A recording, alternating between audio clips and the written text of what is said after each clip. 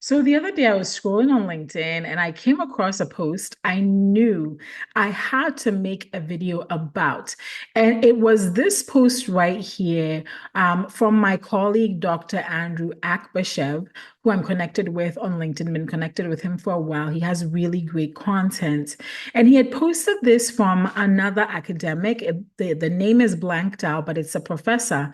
And the person says, in less than 24 hours after posting two PhD positions in my group, I received more than 150 applications with candidates sharing their CVs, educational records, recommendation letters, etc. All these applications arrived via email and unofficial routes, and none of them were submitted through the official platform.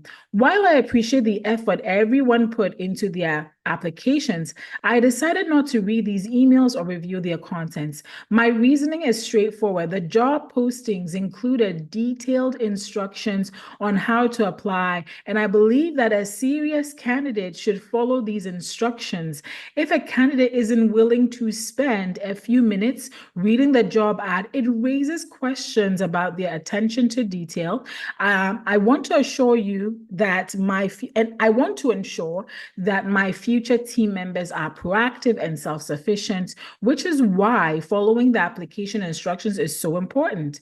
I encourage future candidates to carefully read job postings to ensure they meet all requirements. It is your right to inquire about the position, but one should not apply through unofficial channels.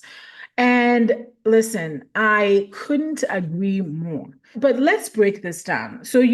This professor clearly wants people that can think on their feet. Of course, there is training that is involved in being a professor who mentors doctoral students, who mentors PhD students, right? But most of the time, at some point, you're expected to be an independent researcher.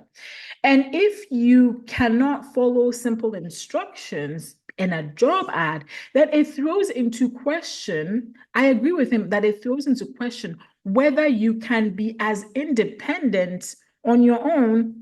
And I know it sounds like two conflicting ideas, right? Well, if I read instructions, then I'm not being independent.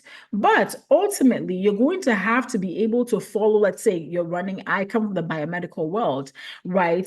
And so if there are instructions in a protocol for me to follow, those instructions are not optional. Even sometimes when you're following instructions, experiments, you'll agree with me that experiments don't always replicate the way you want them to. So if you don't have some kind of protocol or some kind of SOP that you follow, it becomes very, very difficult. And this problem of people not reading job descriptions or not reading the full thing before they respond to it is more common than you think, actually. And it's kind of disturbing also because sometimes this is coming from people who are highly educated or who, you would expect to take their time to read the thing from beginning to end. I remember there was a time where I had posted on LinkedIn and I said, because would see this on LinkedIn a lot, where I would see somebody post a job and they would say, do A, B, C, D. And I would see people say things like, well, how do I apply for this job? And here's my CV, or email me if you're interested. And I'd be so disturbed because in the post itself, the person lays out how to apply. There was this one time a PhD reached out to me. I had reposted somebody's job application. He reached out to me and was like, hey, can I apply for this job if I'm ABC? And I'm like, apply for it. Like, why are you asking me? I only reposted. He's like, yeah, I understand. But I'm like, have you even read the job description? So this is a problem. And you if you've been watching this channel for a while, you know me.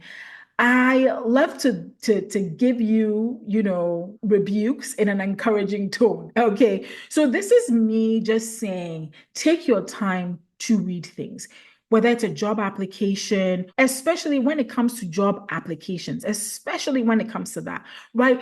Do what it says to do. Because when it does it, I know that we're in times where we're like in desperate times and things are not easy. And sometimes you've applied for 100 jobs and nobody has paid attention. Listen, I've lived that life too. Okay. I completely understand. But you are going to just continue to make your odds or chances of landing, whether it is you applying for a PhD opportunity or whether you are a PhD who is applying for jobs outside of academia, whatever it is, you're going to make it 10 times harder on yourself if you're not reading these job descriptions and following the instructions. And the instructions exist for a reason, right? For hiring managers and for recruiters on the other side, right, where they are flipping through. So for this person, if it's so funny because all 150 of them also like just it didn't read the whole thing, which is again, it's so disturbing.